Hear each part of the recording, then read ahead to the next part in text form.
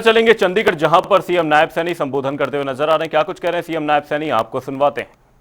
उनका चाहे ईपीएफ की बात हो, चाहे ईएसआई की बात हो, चाहे लेबर फंड की बात हो, वो सारी की सारी सुविधाएं उनको देने का काम एक योजनाबद्ध तरीके से ये हरियाणा कौशल रोजगार के माध्यम से वो किया जा रहा है। नहीं तो हम देखते थे कॉन्ट्रेक्चुअल बेस के ऊपर ये लगते थे, कोई उसका ईपीएफ नहीं भरता था, कोई उनका भाइयों ईएसआई नहीं भरता था, उनका कोई लेबर फंड नहीं होता था, वो भी कहीं ना कहीं गायब हो जाता था। अगर कोई दुर्घटना हो जाती थी, दुर्घटना के बाद वो खाली हाथ रह जाता था, उसको कोई लाभ सुविधा नहीं मिलती थी।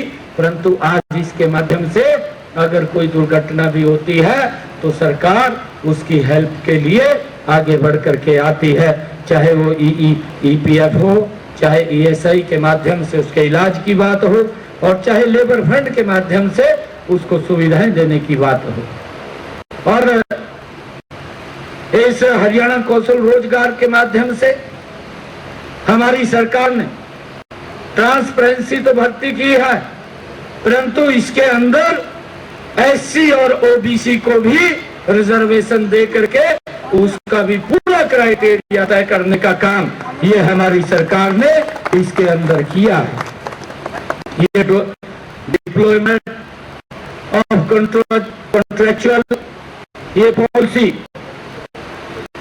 2022 भाइयों, इसके माध्यम से ये सारे के सारे युवाओं को रोजगार देने का काम ये हमारी सरकार कर रही है। मैं आप लोगों से एक आग्रह भी करना चाहूंगा कि ये सरकार आपके हकों को कोई छीन ना सके, आपके हकों को कोई दबा ना सके, आपके हकों के साथ कोई छेड़छाड़ ना कर सके, आपके हकों का कोई शोषण ना कर सके। ये सरकार मजबूती से आपके साथ खड़ी है, मैं ये आप लोगों को विश्वास दिलाता हूं। और आज आप लोग आए हैं, मैंने कहा है कि पवन जी और अशोक जी ये काफी दिनों से ये आपकी समस्याओं को लेकर के, चाहे हमारे पार्ट 1 के हैं या पार्ट 2 के हमारे या पार्ट 3 के हमारे, ये सभी कर्मचारी हैं जो भर्ती हुए थे, उनकी समस्याओं को लेकर के हमने इनका 8% की बढ़ोतरी करने का वो निर्णय लिया है। और आगे भी ये समस्या नहीं रहेगी और इस समस्या को हम लगातार उसको समय समय के ऊपर निर्णय लेकर के आपके हकों को आगे बढ़ाने का काम करते रहेंगे। जैसे अगर मैं देखता हूं कि ये श्रेणी 1 में 17,520 रुपया ये 2022 में मिलता था और अब ये 19,872 रुपये मिलना शुरू हो जाएगा।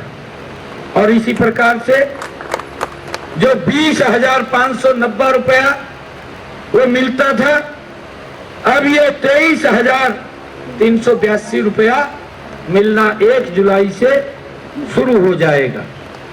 और जो 21,200 रुपया मिलता था उसको 24,084 रुपया मिलना ये शुरू हो जाएगा। श्रेणी 1 के अंदर जो हमारे कर्मचारी हैं, आज उनको 1 जुलाई से ये बढ़ा हुआ वेतन उनको मिलना शुरू हो जाएगा। जो वो श्रेणी 2 के हैं, जिनको 15,450 रुपया मिलता था, अब उनको 17,550 रुपया वो मिलना शुरू हो जाएगा। और जो 18,510 रुपया मिलता था उनको 21,600 रुपया मिलना शुरू हो जाएगा। और जो 19,120 रुपये जिनको मिलता था उनको 21,708 रुपया मिलना शुरू हो जाएगा। और जो श्रेणी 3 के हैं, जिनको 14,330 रुपये मिलते थे उनको 16,254 रुपये, और जिनको 17,390 रुपया मिलता था उनको 19,764 रुपया, और जिनको 18,000 रुपये मिलता था उनको 412 रुपए की ये मासिक वेतन में इसी अनुपात में बढ़ोतरी अन्य श्रेणियों के अंदर भी वो करने का निर्णय आज हमारी सरकार ने लिया है। और इसके लिए मैं आप सबको आज बहुत बहुत बधाई भी देता हूं। और इस बढ़ोतरी को समय समय के ऊपर हम बढ़ाते रहेंगे। जो हरियाणा कौशल रोजगार निगम के माध्यम से जितने भी हमारे कर्मचारी ये 1,19,861 जो कर्मचारी लगे हैं, इन सब कर्मचारियों का चाहे वो लेवल 1 है, चाहे लेवल 2 है और लेवल 3 है, सभी कर्मचारियों को आज इस का लाभ 1 जुलाई से मिलना शुरू हो जाएगा। मैं आप सभी को आज इस शुभ अवसर के ऊपर बहुत बहुत बधाई और शुभकामनाएं देता हूं। इन्हीं शब्दों के साथ जय हिंद, जय भारत, जय भारत माता। तो हरियाणा की सड़कों का सुधार हुआ है। मुख्यमंत्री की ओर से कहा गया है HKRN के कर्मचारियों की वेतन में बढ़ोतरी की गई है। मुख्यमंत्री नायब सिंह सैनी की ओर से ये जानकारी दी गई है। हरियाणा की सड़कों का बेहतरीन सुधार किया गया है। एमटी के थे, कुछ कोऑपरेटिव के थे, ऐसे सब कर्मचारी जिनकी पेंशन वो 2,000 रुपए 2,000 से कम उनको मिलती थी, परंतु हमने कैबिनेट में यह निर्णय किया कि ऐसे कोई भी कर्मचारी है सभी को कम से कम 3,000 रुपए महीने की वो पेंशन उनको मिलनी शुरू हो जाएगी। ये भी निर्णय ये हमारी सरकार ने अभी कैबिनेट के अंदर लिया है। मैं इसके लिए आप सबको भी बधाई देता हूं और पवन जी, अशोक जी को भी मैं बहुत बहुत बधाई और शुभकामनाएं देता हूं। और जो भी आप लोगों के आगे भी आदेश होंगे उनको हम पूरा करने का काम करेंगे।